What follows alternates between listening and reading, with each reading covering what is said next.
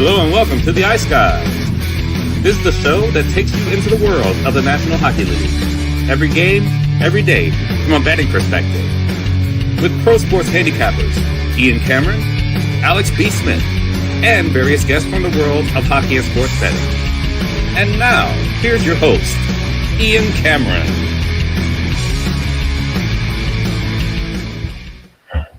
Welcome to the Ice Guys. Sunday, May 10th, Ian Cameron with you. Happy Mother's Day to all the mothers out there. I know Alex is back home in Chicago with his mother on this Mother's Day. We hope all of you have a good Mother's Day out there watching and listening. Appreciate you guys and all the mothers out there for what they do. I know there's a lot of hockey moms in the world, and boy, do they sacrifice for their players, for their boys.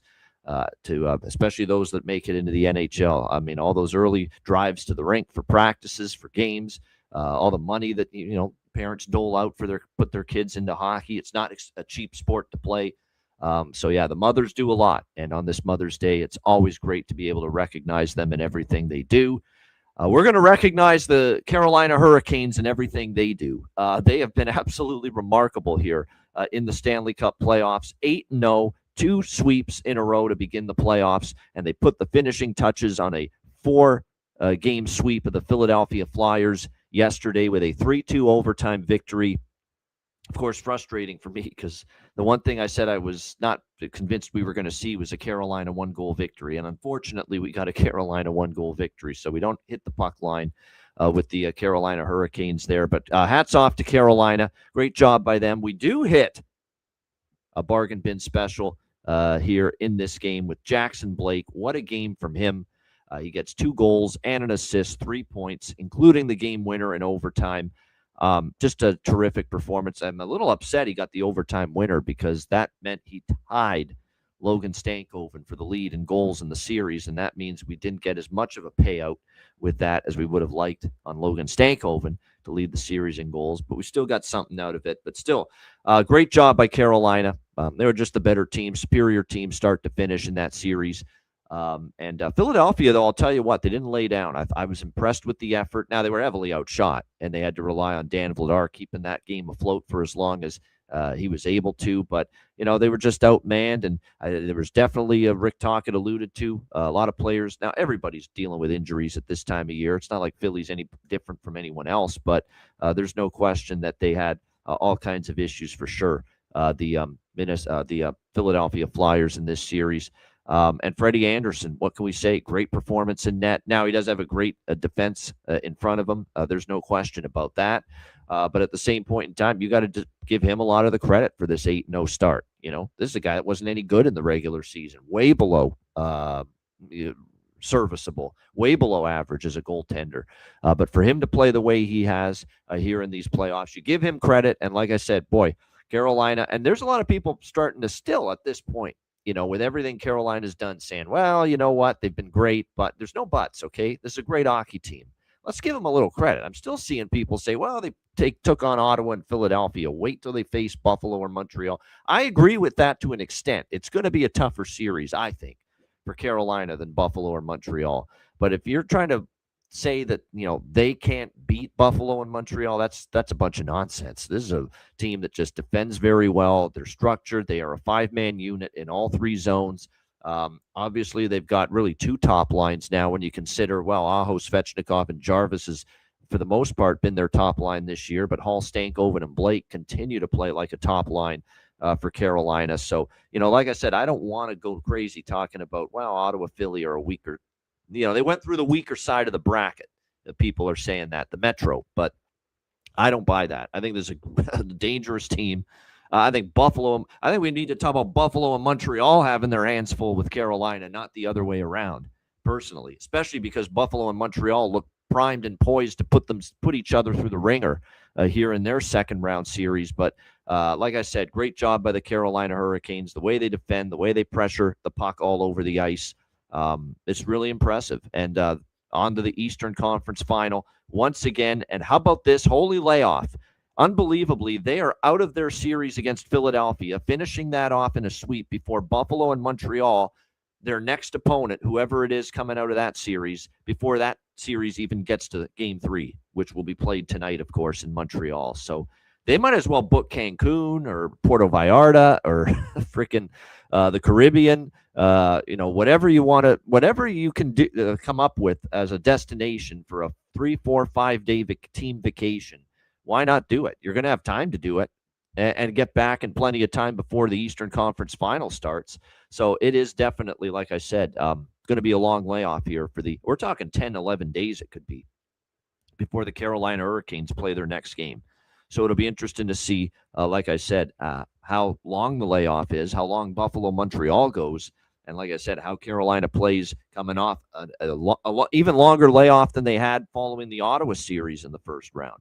But we did see in game one against Philadelphia, there was no rust. There was no, they were ready to go and they were sharp out of the gate. So somehow, some way, after 7 days, they were ready for that game one against Philadelphia.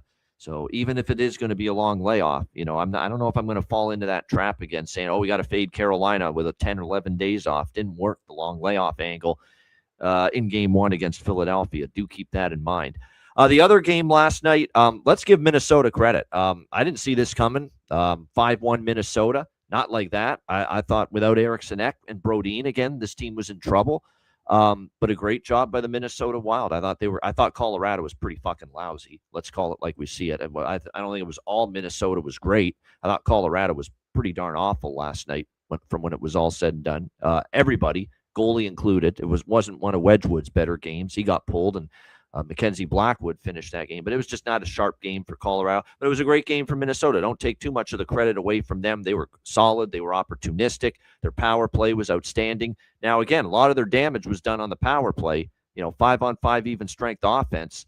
We're going to have to wait and see. They got to still improve a little bit on that, Minnesota. But Jesper Wallstedt back in net, which none of us had a doubt that he would start last night. And he was outstanding. Absolutely terrific. Stopped 35 of 36 Colorado shots, 35 saves for Jesper Wallstedt last night in that victory. He was on top of it. Like I said, the fact that, Minnesota, two power play goals for them last night. Actually, they had 2 power play goals, 2 even strength goals. So, it wasn't as lopsided as far as the power play even strength goal scoring for them as I thought. But what can you say about Quinn Hughes? I mean, we cashed the bargain bin special with him last night. Once again, a tremendous game. 1 goal, 1 assist. He gets the power play goal for us, plus 500. 2-0 bargain bin special sweep with Jackson Blake and Quinn Hughes yesterday. So, like I said, that was absolutely great to see that.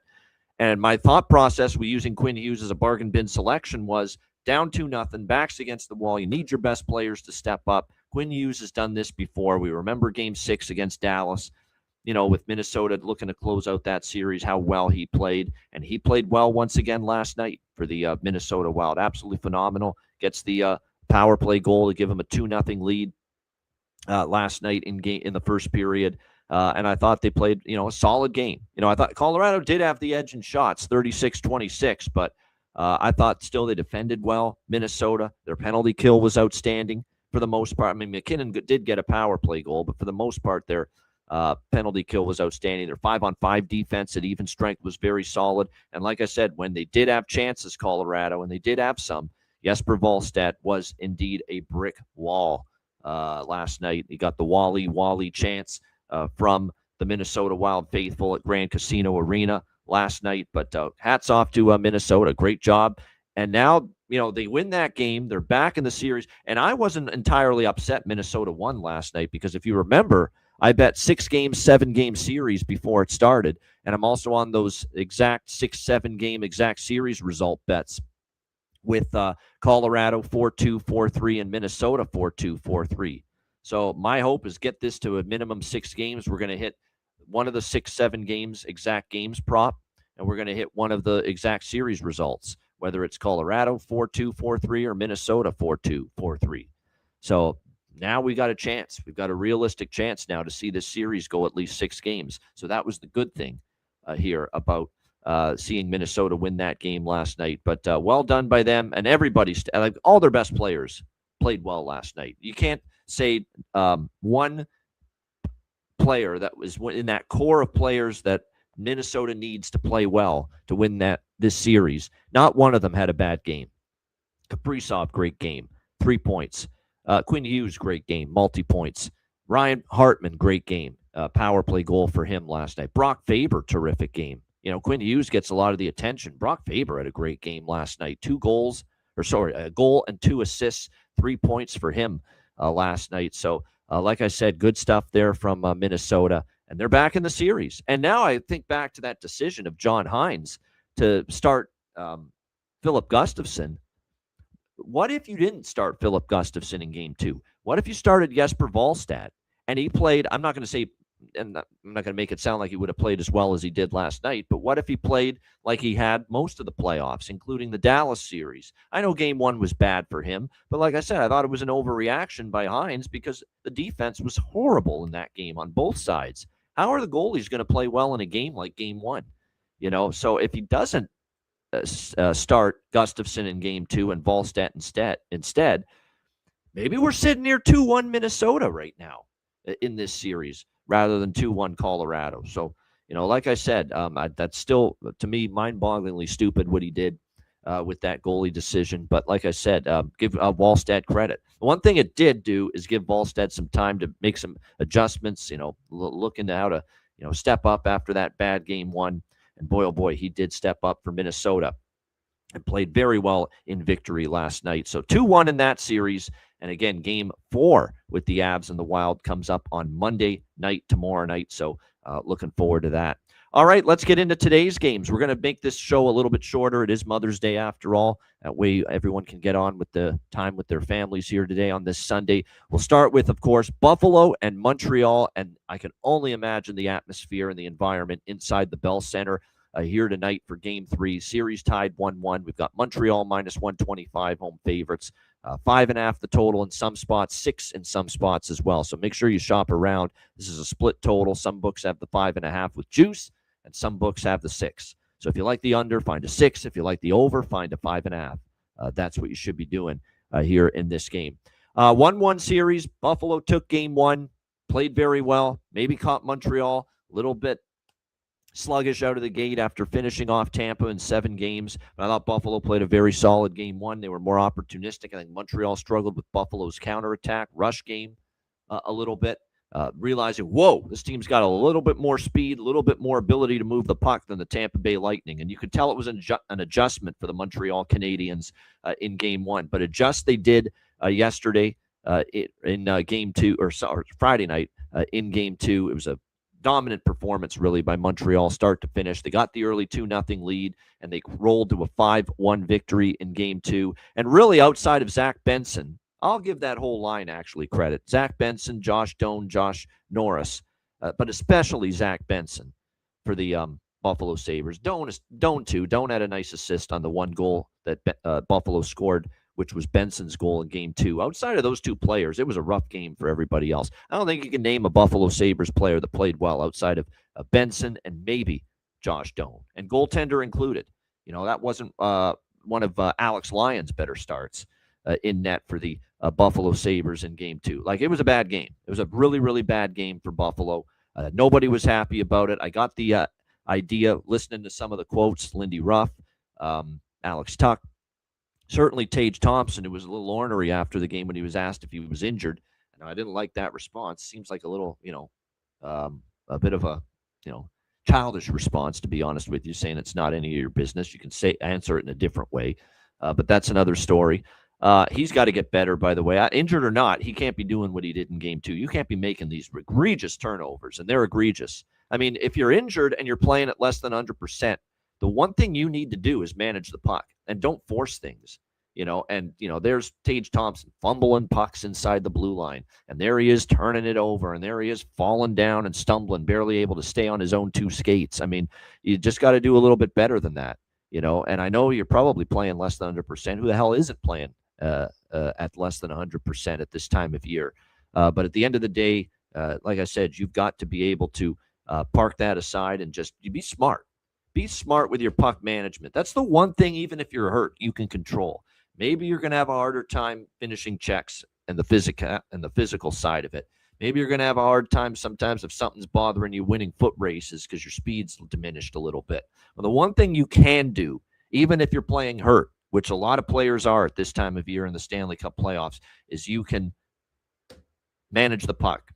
And that was horrific, horrid, brutal puck management by him in Game 2. And it led to multiple Montreal goals directly off of one of his poor puck management decisions in that game. So he's got to step things up. He knows it, though. He's been around the block. He knows that whole line's got to be better, quite honestly, for the Buffalo Sabres. They had the least expected goal share of the Buffalo Sabres team in Game 2, that top line. The shocker, guess which line for the Buffalo Sabres had the greatest expected goal share in Game 2? Oh, yeah, Benson, Doan. What else is new? What would they do without those guys? Seriously, I mean, they've been so good. I'm not just coming on here to singing praises of Benson and Doan because, I feel like it. It's because when you watch the games, these guys are making it happen and stirring it up every time they're on the ice for Buffalo. They're making it happen. They're getting in on the forecheck. They're physical. They're generating opportunities and scoring chances, and they're a menace in the offensive zone, and they've been that way all series so far for the Buffalo Sabres. We think Tage Thompson's elite. I'm seeing people in the chat saying he's not. You're right. His leadership, I think is a little questionable. He's a great goal scorer. He's got a great shot. He's got to elevate. Injured or not, he's got to be better than he was in Game 2. Simple as that. The whole line. I thought Tuck, Thompson, and Krebs, you couldn't find that line with a telescope the other night. Actually, you could, and they were just making mistakes. That line's got to be better. Zucker, McLeod, and Quinn, I thought they were really good as a line in Game 1, not so much in Game 2. The only line that you can say for Buffalo had two great games. Even in the loss, they had a good game in Game 2, and that's, of course, Benson, Doan, and Norris. That line, I mean, I don't know what they do without that line. They've been outstanding. I don't think Dahlin had a great game in Game 1. That's inexcusable to be beaten on the back check on the Newhook goal in Game 2. That really put it away, 3-0. That's not good. That's terrible, and that's your captain, not half-assing it like that. He's got to step up his effort level here tonight in this one. Meanwhile, like I said, Montreal, Game 1, they struggled. Game 2, they had their adjustments. Cole Caulfield is still snake bit. It's incredible. He got a ton of grade A chances in Game 2. Credit to him. He's at least getting looks. He's getting chances. He's getting opportunities. The puck's just not going in the freaking net for him. It's just incredible at this point. It's just, you have to simply just shake your head at this point that Cole Caulfield still hasn't scored a goal for the Montreal Canadiens. He certainly had a bunch of looks in Game 2. Suzuki and Slavkovsky. Suzuki's actually been, offensively noticeable, but Slavkovsky's tailed off after the red-hot start in the Tampa series. Caulfield's given you not much. Ivan Demidov's given you nothing. You've gotten a little bit, though, from Texier and Josh Anderson early on in the playoffs, and Bolduc, Doc, they've chipped in. But the guy that's been the best forward by far for Montreal in this series is Alex Newhook. And I was reading a good article about why all of a sudden is Alex Newhook becoming this goal-scoring prowess here in these last few games. 3 goals in the last 3 games for him. Well, guess what? They've actually taken away some of his face-off duties and some of his defensive. Not saying he's obviously you still want to be responsible defensively, but Marty St. Louis and the Montreal Canadiens have put him in a more advantageous offensive spot within their lineup, and it's unlocked something here because Alex Newhook has been, it seems like every time he's been on the ice these last few games, he has been dangerous for Montreal, and the results bear that out, and if you look at these last 3 games in particular, 3 goals, he's had 4 shots on goal in each of the 2 games of this series against the Buffalo Sabres. So you're seeing his offensive game coming to the forefront here. It was one of these games where, Jakub Dobiš wasn't at his best in Game 1. He bounced back in Game 2. Alex Lyon, to me, that was one of his weaker games of the playoffs in Game 2. We would expect him to bounce back here tonight. The bottom line is with where I'm going tonight in this game is this is a game that, to me, has a long, competitive, back-and-forth feel to it. Zigzag theory, a punch-counter-punch type of series. We've seen it already. Buffalo in Game 1. Montreal made their adjustments. Montreal was just a little touch hungrier and more urgent, I would say, in Game 2 and tied up the series. And now I think the pendulum swings a little bit here. We got a Buffalo Sabres team that, like Montreal, going into Game 2, where we talked about how Montreal had not lost 2 straight playoff games. We have the Buffalo Sabres entering tonight. They have not lost 2 straight playoff games. We've also talked about how Montreal has been a great road team going into Game 2. 3 road wins in Tampa. We could trust them to win big games on the road. We could say the same thing about Buffalo. 3-0 on the road against Boston, a Buffalo team that was very, very good on the road all season long. So we've got, again, Game 2, we backed Montreal because they were on the road where they've been good. They're off a loss where they were undefeated, and they got the job done, Montreal, in Game 2. For me tonight, it's time to go the other way. Buffalo off a loss. Buffalo making the adjustments. Buffalo's the team that's pissed off. Buffalo's the team, like I said, off a loss, undefeated off a loss, on the road where they're 3-0 in the playoffs. I'm going with the Sabres here tonight. Plus 105 in this game. Like Buffalo, first goal, first period, and Buffalo goal in the first period for a little bit of a sprinkle as well. But Buffalo plus 105. And again, find a 5.5. I took another over 5.5 here, minus 130. Again, barely got there with Game 2, 6 goals, 5-1. But that's the importance of getting a 5.5 if you like the over here in this game. And it's just really, really simple for me. 2-0 to the over, 5.5 in this series already. And it is now 11-1 in the last 12 meetings between the Habs and Sabres. 11 of the last 12 have had at least 6 goals between the two teams. So, like I said, Buffalo here, I think, has got a chance to bounce back. They're undefeated on the road in the postseason. Now they make their adjustments. And it's not like Montreal. And again, not only is Montreal lost 2 of their 3 home games in the Tampa series. We talked about before this series started how it was a road team-dominated series head-to-head between the Sabres and Canadiens. Montreal won more of the games in Buffalo, and Buffalo won more of the games in Montreal head-to-head between these two teams. So I'm on Buffalo here, plus 105. I think they do have a much better performance, and I think the value's now with them.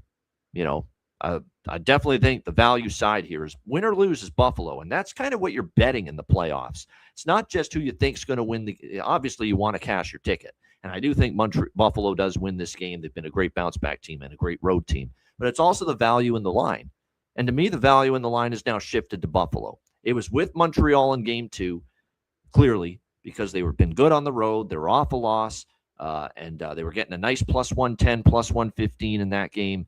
And now I think the value shifted to the Sabres here in Game 3. So Buffalo plus 105. We'll dabble a little bit less than that. The money line bet is the major bet, but the smaller bets on the Buffalo first goal, first period, and goal in the first period, and also over 5.5, minus 130. As far as props for this game with Sabres and Canadiens, I'm just piling up more prop bets on the best line for Buffalo, and it's not been Tage Thompson and Peyton Krebs and Alex Tuck. It's been Zach Benson, Josh Doan, and Josh Norris. Zach Benson, goal prop, 100%. He scored in 3 of the last 5 games. He got their only goal in Game 2. Definitely like that. I like Alex Newhook for Montreal, plus 450. It's time to recognize he's also been one of the leading players for Montreal in expected goals in this series for the Habs. He's been a threat. He's feeling confident right now. He's scored now in 2 of the last 5 games. He's also plus 450 to get a goal here tonight. As far as point props, Benson, 3 straight games with a point. Josh Doan. Now, what you can do with Benson and Doan, I've talked about how much we've been betting their props. You could either take the point prop or you can take the goal and the assist prop with both of them. It's the same thing. It's the same thing. It's either you bet the point prop or you bet both the goal and the assist prop with both of them. Josh Anderson, point. I'm going to sprinkle in that at plus 215. He got a point last game. That's something to keep in mind. I'm going to keep back. Now, I used Lane Hudson as a bargain bin. I think it was the other night. I think it was Lane Hudson on Friday in Game 2. He didn't score, but boy, he had some looks, and he is shooting the puck more than I've seen him in the past. So, I definitely don't mind looking in that direction too for a down the board shot with Lane Hudson as far as a goal prop is concerned. Tessier, Bull Duke, Doc are players that have stepped up at times here in the playoffs for this Montreal Canadiens team as well. That's definitely something to keep in mind, no question. But like I said, Nick Suzuki's on a 3-game goal-scoring streak here in the playoffs. That is something to keep in mind as well. I think at this point with Cole Caulfield, I mean, I know there's people that have spent 2, 3, 4 games in a row saying, oh, I'm going to take Cole Caulfield tonight. He's due. He's finally going to get one. Well, now it's at the point where show me at this point. Show me that you're going to get one. Yeah, Bo Byram I like too. Steve in the chat's mentioning Bo Byram. Yeah. Bo Byram, like I said, he had a great game one. I think his offense from the blue line matters, especially if Buffalo's going to win. Him chipping in from the blue line, is going to be very important, I think, for this team, without a doubt, no question. So I like that. I don't mind Jakob Dobish over saves tonight either for Montreal. I think that could go over the total. It did in game 2, even though Montreal was ahead 5-1. So Dobish over saves. Could be something to consider here as well tonight going into this game. Mike Matheson's gone over 2.5 block shots in 2 straight for Montreal, as has Connor Timmins for Buffalo, over 1.5 shots on goal in 2 straight games. And then shots on goal just overall. I know Jonathan mentioned it. Alex Newhook, yeah. I mean, 4 shots on goal in each of the first 2 games of this series. And you can get a plus price essentially on just over 1.5 shots on goal for Alex Newhook tonight. I mean, take advantage of that. There's been no adjustment to it whatsoever. None. I mean, 4 shots on goal in game 1, 4 shots on goal in game 2. And the guys out there still, Alex Newhook, his shots prop is like 1.5 at plus money. There's no adjustment to this. That's the beauty of looking at player props in this sport. The adjustment's not going to be right away. It never is with this stuff. Never. So you could still get plus price with Alex Newhook over 1.5 shots on goal here tonight. That's cashed in 2 straight. Talked about how Lane Hudson's been shooting the puck more. He's gone over 1.5 shots in both games in this series, as has Noah Dobson on the blue line here for the Montreal Canadiens, over 1.5 shots on goal. Is a reasonable price for him as well. Nick Suzuki's gone over 2.5 shots in 3 straight games. It's a little pricey on Josh Doan, but he's gone over 1.5 shots on goal in 3 straight playoff games. And Rasmus Dahlin, over 2.5 shots on goal for Buffalo in 5 straight playoff games. And you only have to lay about -115, -120 here in this one. So those are all props that I think that I've mentioned here, whether it's shots on goal, goal prop, point prop, you name it, that I think are all interesting here and worth a look. All right, let's go to the second game of tonight's doubleheader. Vegas Golden Knights, Anaheim Ducks. Vegas -120, road favorites. The total here sitting at 6.5 across the board. And of course, now we've got this Vegas Golden Knights team up 2-1 in the series, fresh off obviously a tremendous victory against Anaheim in Game 3. It's weird because Anaheim actually had control of the game. They had the better chances, more shots in Game 1, but the special teams was just so lopsided in the first period that it just killed Anaheim. It just took them right out of the game.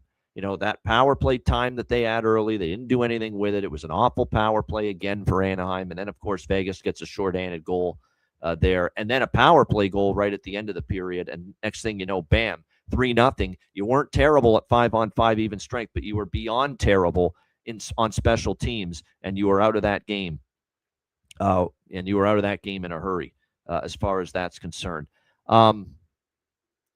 I think this sets up well for an Anaheim bounce back. I don't think they're out of this series by any stretch of the imagination. I think that was just, they do have to fix the special teams.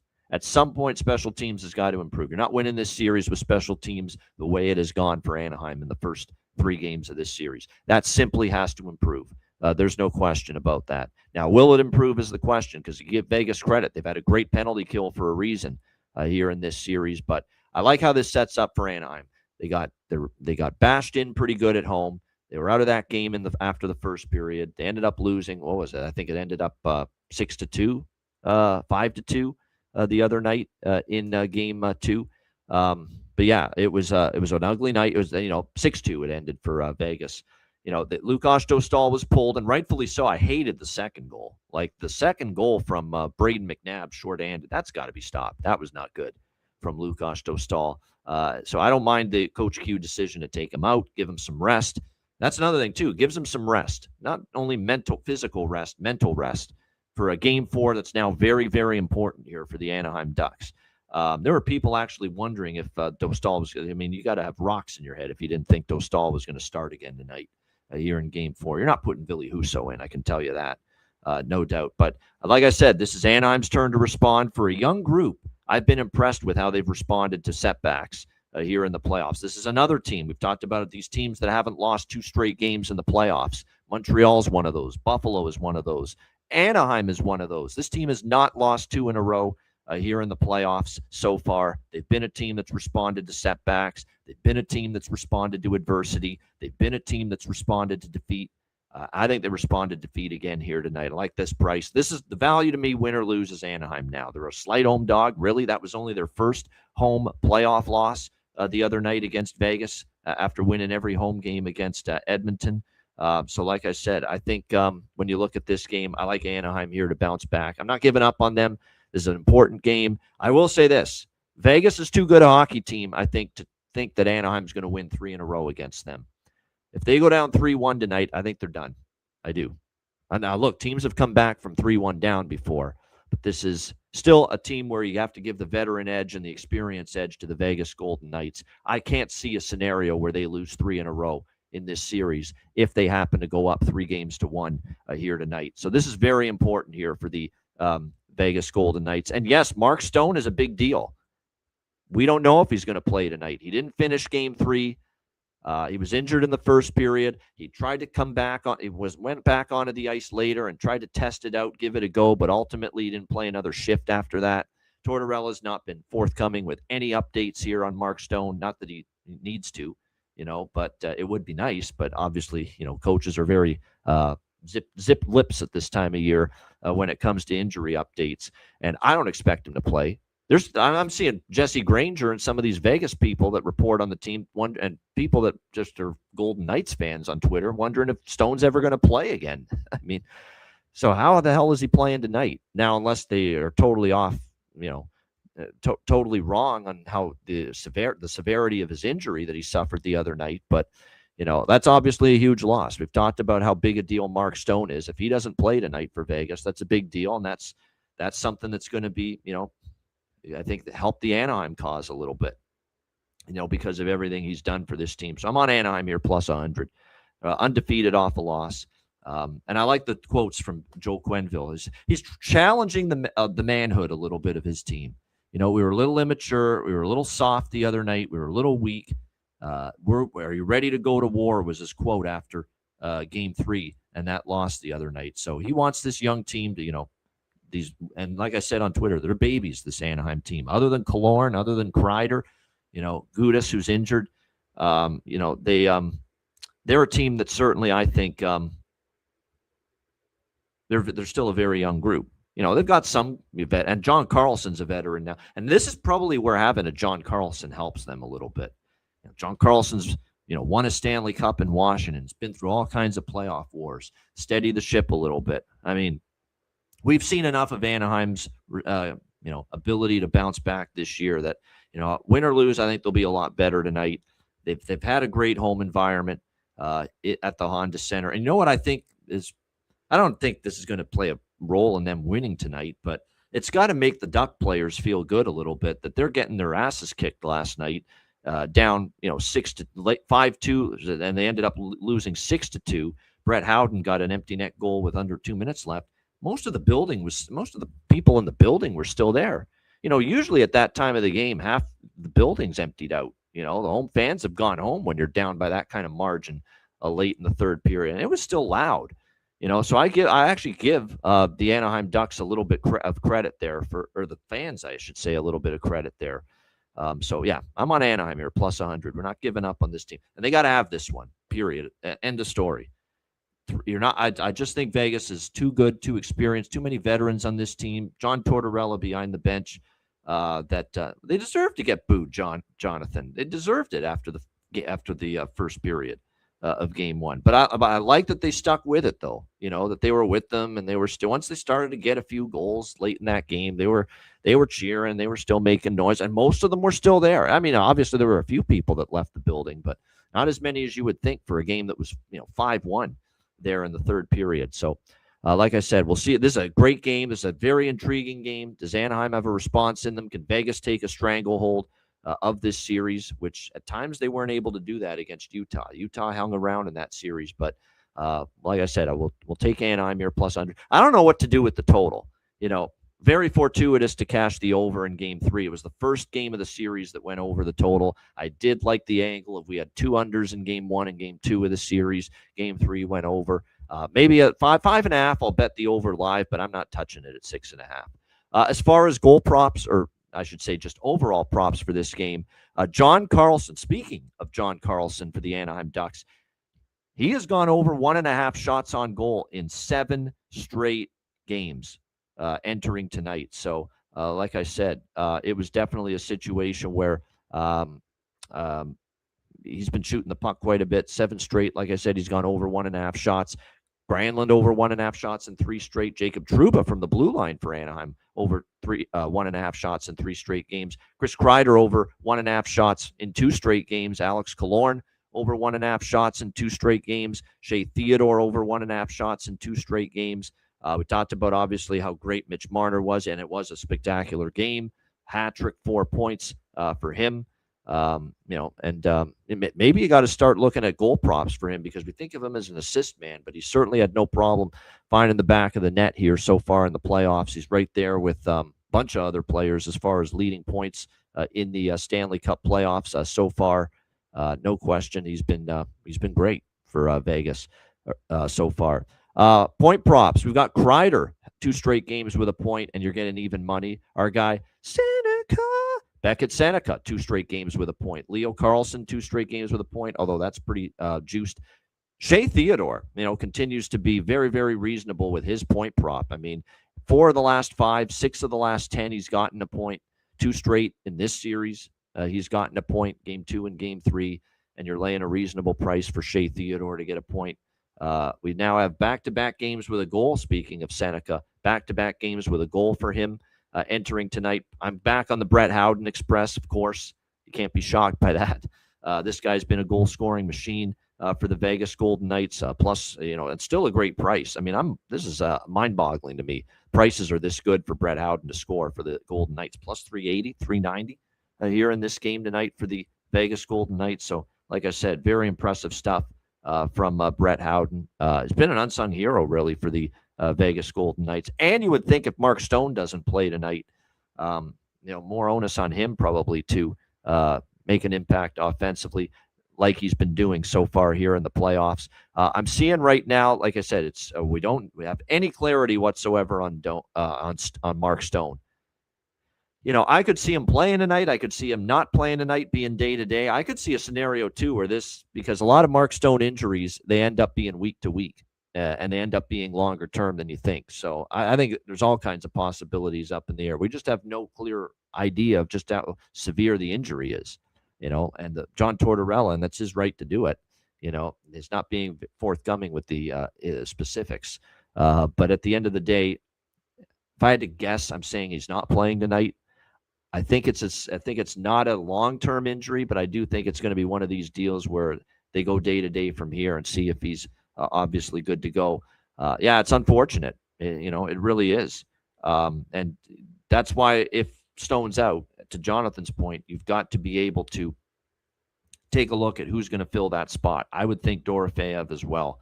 That's the obvious choice from that third line. I don't think they're going to shake up Howden, Carlson, and Marner. That line was damn good. And Marner, all Marner could talk about post-game was how great it was to play with William Karlsson now that Karlsson's back from injury for the Vegas Golden Knights. So that Brett Howden, William Karlsson, Mitch Marner line, I can't see that line being altered.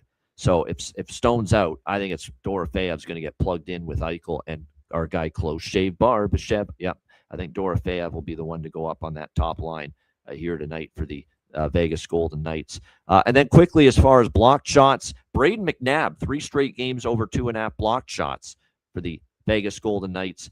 Pavel Mintyukov for Anaheim and Noah Hannafin for Vegas have gone over 1.5 block shots in 2 straight games. And I do feel this is a Carter Hart over saves game. Got to throw everything, including the kitchen sink, Adam. He's had a really good series so far. Even Game 2, the game that Vegas lost, he played well.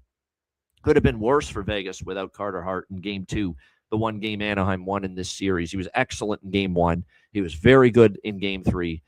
He went over his saves prop in Game Game 3 the other night. And Anaheim has had a shots advantage repeatedly here in this series. They just have. So I like Carter Hart over saves. I think it's a good saves prop look because, like I said, the one thing we've seen in this series, even though it's 2-1 Vegas, we've seen Anaheim carry the shot volume.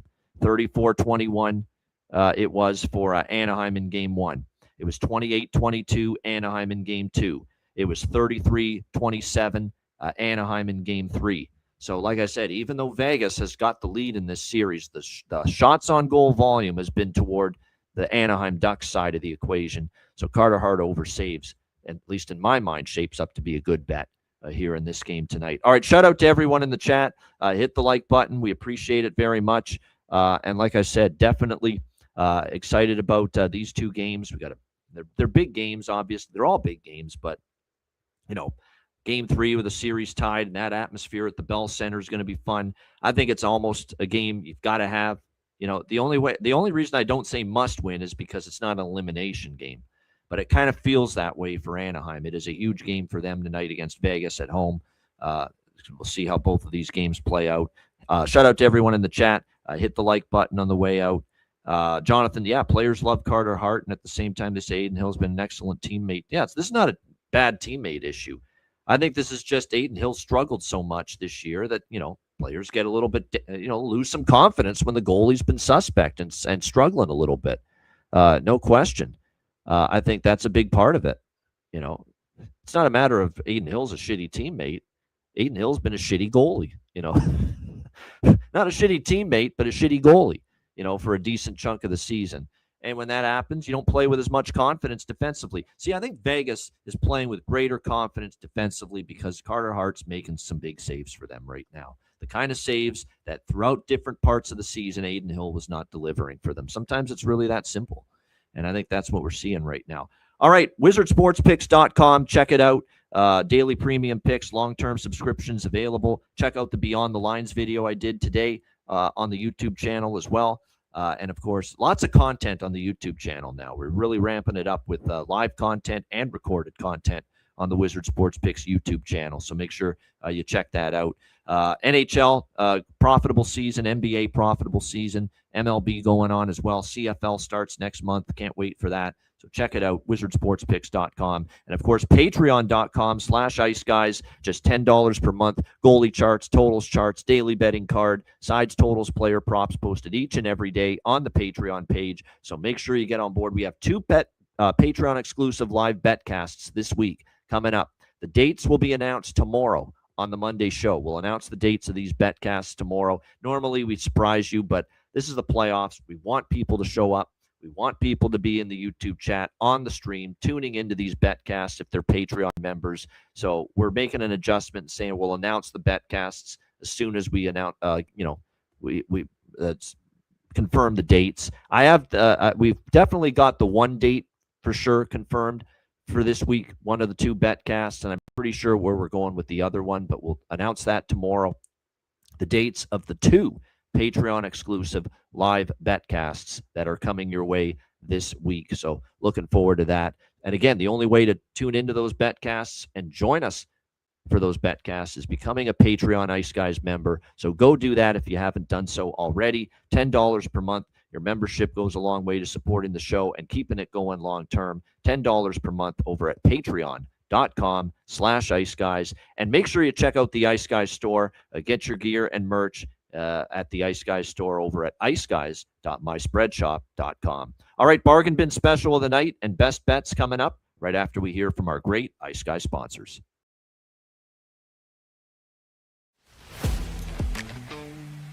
Wizard Sports Picks, featuring the finest handicappers in the universe.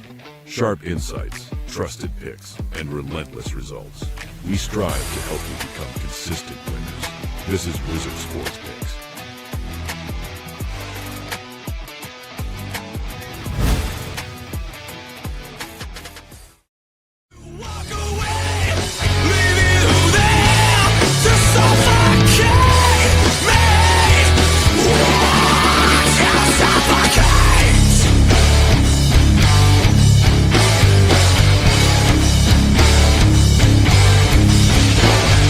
Please for your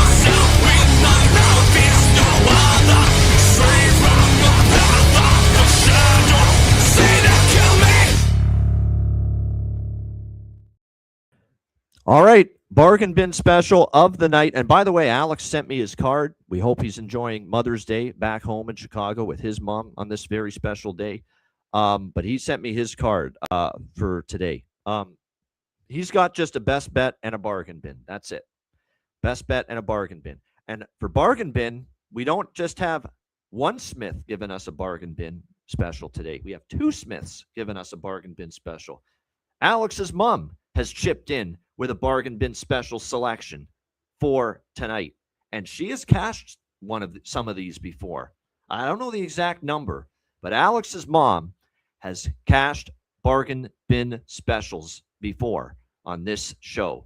So, like I said, keep in mind how this goes with Alex's mom's bargain bin specials. She's cashed some of them before.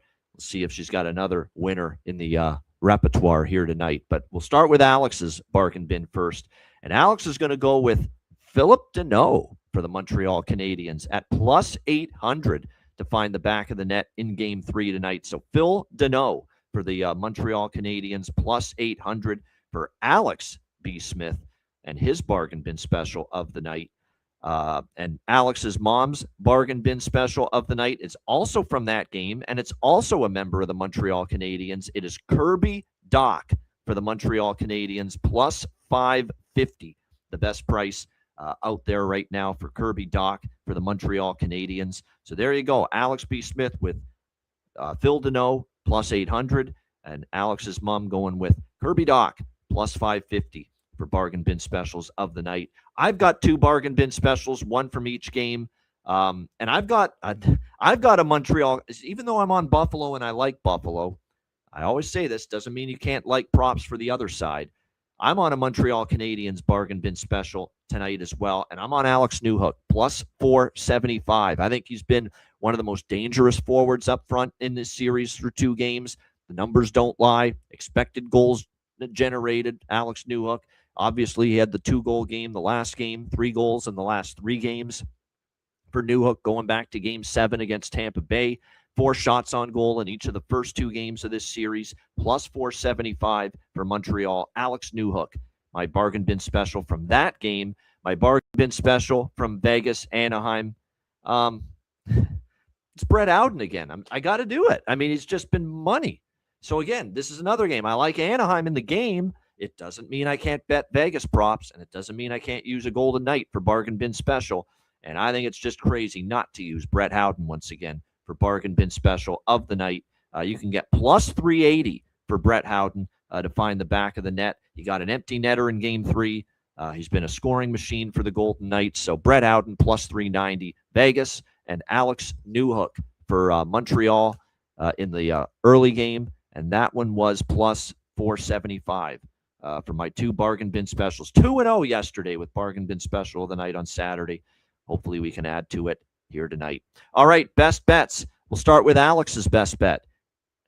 Anaheim, money line, plus 100 for Anaheim, for Alex B. Smith here in this one. Anaheim Ducks, plus 100 for Alex B. Smith with his best bet. And guess what?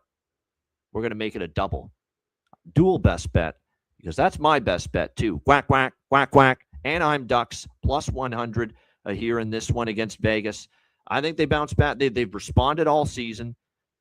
They're undefeated off a loss in the playoffs.